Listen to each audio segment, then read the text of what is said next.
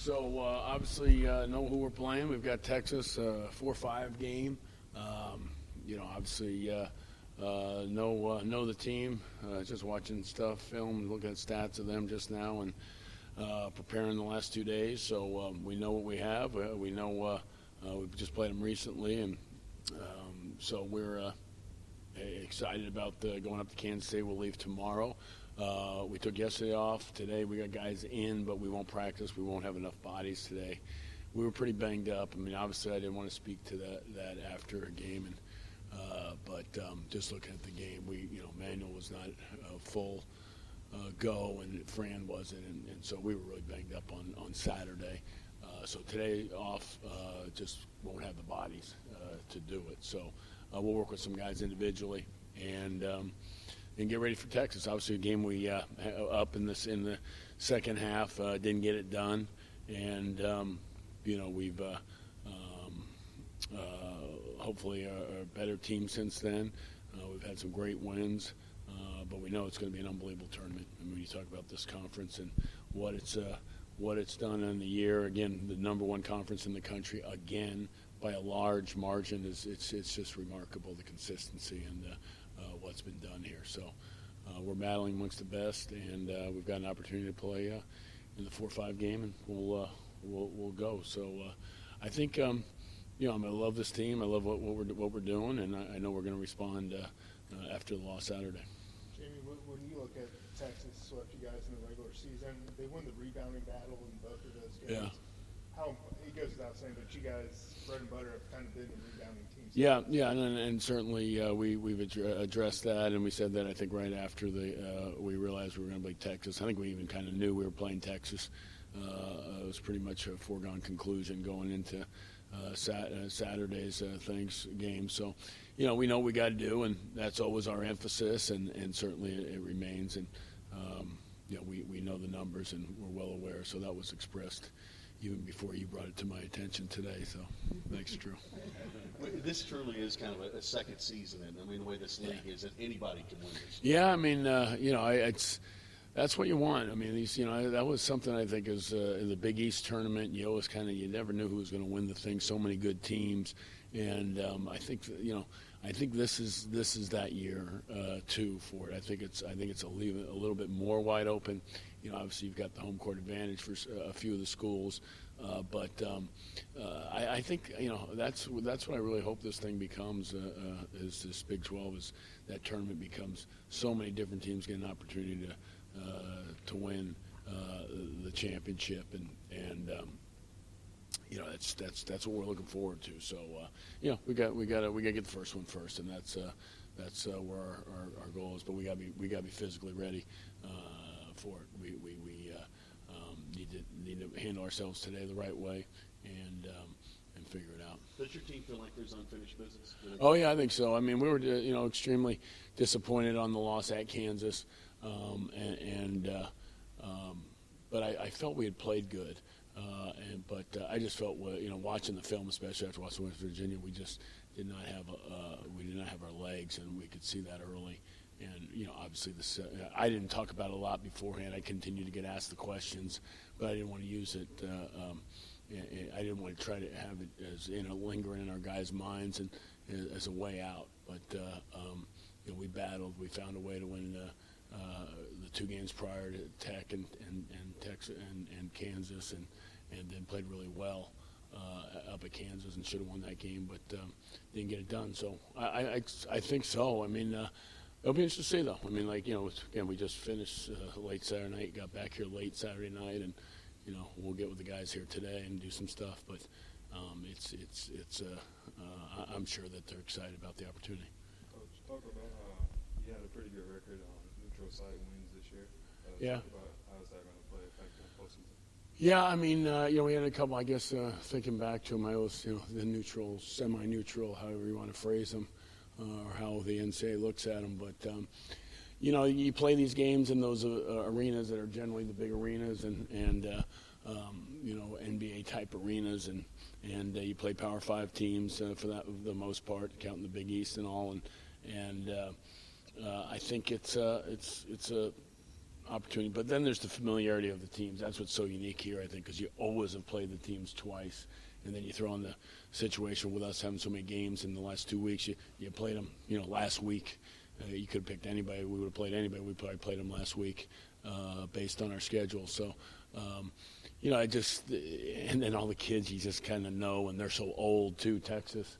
I think neutral court, but the familiarity is so great. I mean, I was just going through the roster, and I'm looking at, Jones – for 6 years. I mean, this is his 6th year. I mean, Fabrice, 5th year playing, Marcus Carr was at Pitt, so I was following him back then, he's in year 5. So, I mean, the familiarity with these guys, I think, adds more to it than maybe even a neutral court. And you play them twice. This is what makes our league. I mean, I hate to kind of get off track here a little bit, but I guess it kind of fits what I was saying there. I mean, this league where you play everybody twice, and you got these other Power Fives that don't play and could play the top team once and the bottom team twice, which happens a lot, and it just changes your familiarity and your schedule, obviously.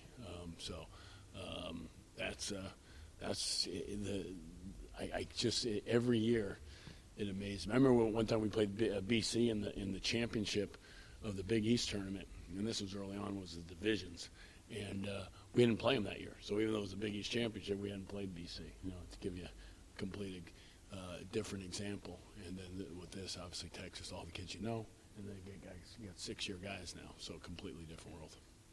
I mean, last year was a COVID. We had 5 shutdowns. I didn't even think of last year as a year. I mean, how do you didn't practice 90 days? I mean, whatever, Drew, if you want to go back to that and say, yes, so far you've asked out rebounded and then about last year. So, it's just rewarding for me. That's not high on my priority list of my rewards, but I just love this team. I mean, I'll take that. I just love this group. They've worked. We've got in here June 1st, and we went to work, and we went 5-on-5. We went live, and we put stuff in, and we adjusted, and then we lost guys, and we readjusted, and it's been a battle. Then to go through COVID again and lose practices and have to start out mid-season and then play a stretch that no one else has played. I don't know, in college basketball history against the teams that we played. I mean, 7 games against this competition in that amount of time. So I just love that team. I mean, compare them to whoever you want. I mean, compare them to, number 1 teams I've had in the country. Of course, you picked last year's team. But,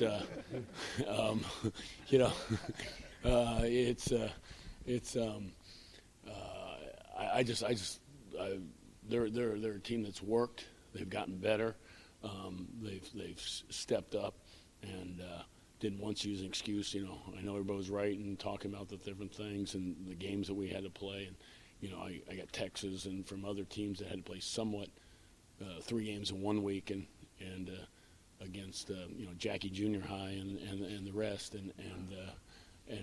but we didn't complain. We went out and we won big games. And we battled in every game that we had.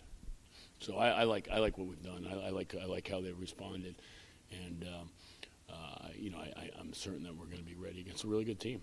When you allow yourself to think about things, and let you talk about it. Yeah, gosh, I think it's so. I think I used to not try to avoid it and not look at this stuff, but I think it's just so prevalent now, and it's so readily accessible and. There's so many. I think I think the guys know. I think I finally realized that maybe I was thinking that they didn't know back in the day, and they weren't ready. So, we address it. We talk about it. Everybody's by what it is. But we thought we were in 2 years ago, I guess, and everybody had us in too then. So but a different situation. Obviously, we're listed as a higher seed, and the quad 1 wins. So But there could be 18 upsets, too, and somehow bids disappear. But we're obviously pretty well into it, so I think you finish 5th in the best league in the country, that pretty much speaks for itself. You talk about that stretch of games, Jamie, where it almost looked like an NBA type deal. Was it fun, or was it Was it so busy you couldn't even really necessarily? It was it's funny. I mean, I think it was fun, and that's kind of how I tried to, press upon the guys was this. We got opportunities, I mean, and we're getting to play, and I thought the day in between of those games, they were productive days. I didn't feel as good on the Friday going into the West Virginia game. Tired? Yeah, they were tired, and I didn't feel as good, and because we got in at 2 a.m. at the place that we went to, so you had that added deal in the early game after that. So I didn't feel as good, but with that said, I mean we were ready. We did the best we could, but it was very light, and it just seemed like that was too much. I mean, we didn't do anything, and it seemed like that was too much. But I think, that's kind of how we say, man, we've got great opportunities. We're going to play, a number 1 seed in Kansas and Tech and then obviously the rematch against Kansas, brought in a different thing. And so I think we kind of looked at it as we're just going to play games, and there won't be practice in between, and we're just going to, have fun with it. And I think that's how we went about it. So I thought it was good. We had to have the one off day on the Sunday, I think, by rule. So the previous Sunday, but I think we kind of embraced it, and we, like I said, I didn't try to. I knew they were hearing about how hard it was going to be and all the stretch, and I didn't say that. I kind of looked at it as an opportunity. I tried to avoid the fatigue factor, but maybe it caught up to us in the last one.